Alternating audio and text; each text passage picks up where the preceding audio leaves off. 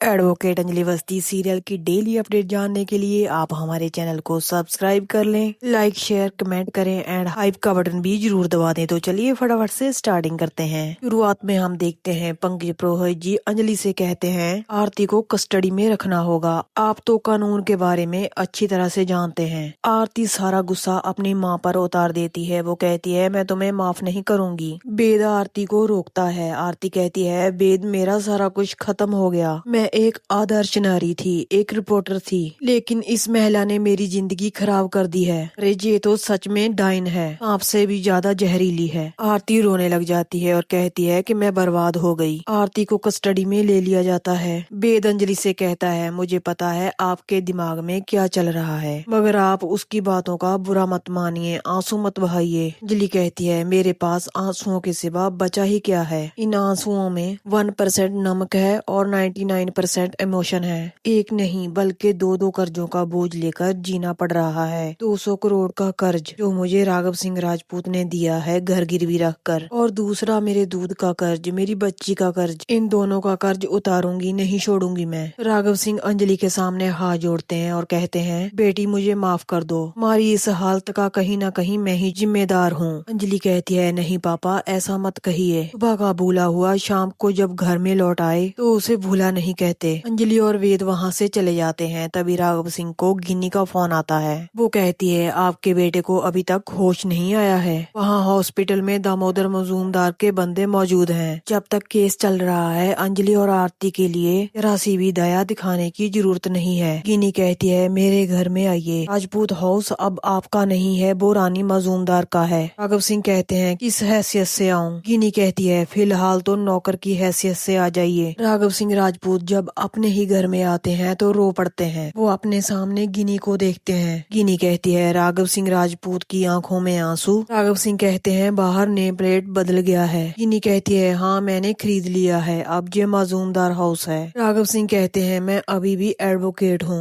मैं चाहूँ तो लाखों रुपए कमा सकता हूँ। गिनी अपने बंदों को आवाज लगाती है और कहती है ये जितने पैसे मांगते हैं उतने ही इनको पैसे दे दो। राघव सिंह कहते हैं किस लिए। गिनी कहती है आपको कोर्ट में जाकर आरती की जमानत करानी होगी, मुझे किसी भी हाल में आरती चाहिए। गिनी कहती है ऑटो में जाइएगा और इसके साथ अपना काम खत्म कर वापस आ जाइएगा। राघव सिंह कहते हैं मैं कार में जाऊंगा। ये एडवोकेट राघव सिंह राजपूत ऑटो में नहीं जाएगा। गिनी कहती है ये कैश आपकी ऐश के लिए नहीं है, ये कैश तो आरती को छुड़वाने के लिए है। राघव सिंह कहते हैं मैं अंजलि के खिलाफ नहीं जाऊंगा। गिनी कहती है खिलाफ तो जाना होगा आपको, वरना जो बेटा आपका पड़ा है आपको उसकी लाश मिलेगी। उस हॉस्पिटल में आपका बेटा है, उसका नाम आपने अच्छे से नहीं पढ़ा है। उस हॉस्पिटल का नाम है दामोदर जनार्दन हॉस्पिटल, वो हॉस्पिटल भी दामोदर मजूमदार का ही है। गिनी कहती है जहाँ शादी हो रही थी वहाँ से सीधा रास्ता अंडरग्राउंड हॉस्पिटल में जाता है। आपका बेटा जो मौत और जिंदगी से लड़ रहा है, उसको मरने के लिए सिर्फ एक बुलेट ही लगेगी। ये सुनकर राघव सिंह घबरा जाते हैं और कहते हैं तुम मेरे साथ बहुत बुरा बिहेव कर रही हो। गिनी कहती है अच्छे बिहेवियर की आप मुझसे उम्मीद भी मत कीजिए, अब आप जाइए और आरती को लेकर आइए। राघव सिंह कहते हैं मैं ऑटो में बैठकर ही चला जाऊंगा, बूढ़ा हो गया हूँ ना अब। राघव सिंह राजपूत जो कभी अपने 10 जूनियर के साथ कोर्ट में जाता था।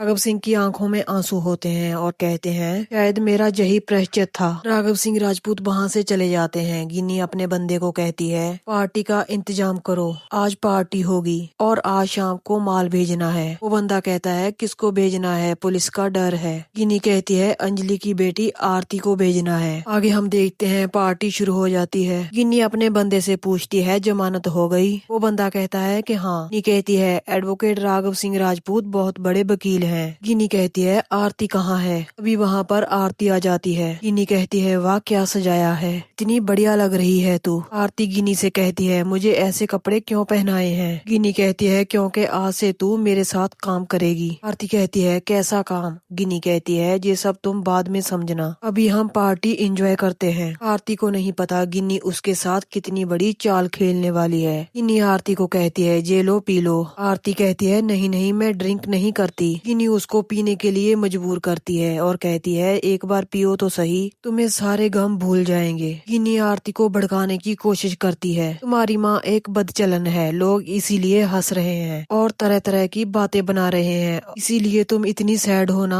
लो अब जे पियो, मजे करो और अपनी जिंदगी जियो। आरती फिर भी मना करती है, कहती है मैं नहीं पीऊंगी। गिन्नी उसे कहती है सोचो जरा, अगर तुम्हारी माँ अभय सिंह के साथ शादी करके बच्चा पैदा कर लेती तो तुम्हारी कितनी बेइज्जती होती। लोग तुमसे कहते तुम्हारी माँ कितनी बदचलन है, पता है तुम्हारी कितनी बदनामी होती। एक बार तुम भी अपनी माँ को बता दो कि तुम्हें उसकी कोई जरूरत नहीं है, उसके बिना भी तुम जी सकती हो। आरती गिन्नी की बातों में आ जाती है और ड्रिंक करने लग जाती है। तभी वहाँ पर वेद भी आ जाता है और उसे दूर से देखता है। गिन्नी उसे पिलाती जा रही है। आरती को भी नशा हो जाता है और वो डांस करने लग जाती है। वेद उसके पास आता है और कहता है ये तुम ड्रिंक क्यों पी रही हो, मगर आरती वेद की एक नहीं सुनती। वेद उसे कहता है तुम्हारी सेहत के लिए ठीक नहीं है और ये तुम सबके सामने पी रही हो, ये समाज के लिए ठीक नहीं है। आरती वेद को कहती है जाइए आप अपनी सासू माँ के पास जाइए और उन्हें जाकर कहिए जो कर रही हैं वो भी ठीक नहीं है। आरती कहती है मेरी जिंदगी बर्बाद कर दी है उसने और आप आकर मुझे क्या बोल रहे हैं। आरती अपनी माँ को बुरा भला बोलती है और कहती है उसने सबके सामने मुझे नीचा दिखाया और मुझे बेइज्जत किया। उसने ये सब जो भी किया है अपनी ऐश और अपने सुख के लिए किया है। वेद आरती को कहता है अपनी जबान को लगाम दो।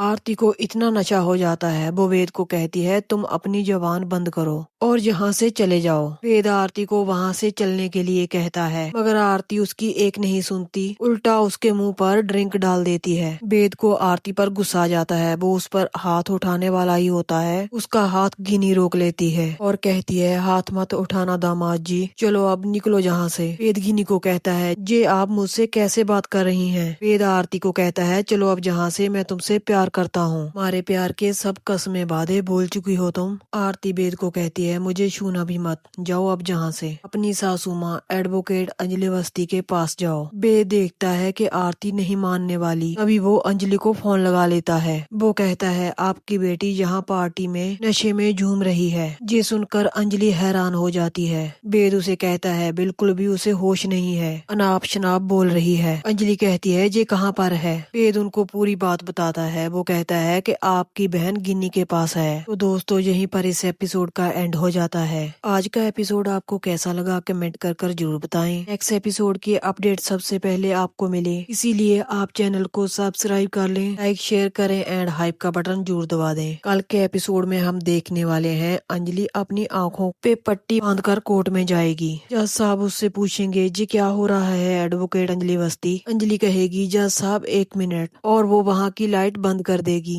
जज साहब उससे पूछेंगे तुम क्या साबित करना चाहती हो। अंजलि कहेगी ये वही अंधेरा है जो 21 साल पहले सच को ढक दिया था, की साथ से इस अंधेरे की घुटन में जी रही हूँ मैं। तो दोस्तों कल मिलते हैं इस एपिसोड की फुल अपडेट के साथ।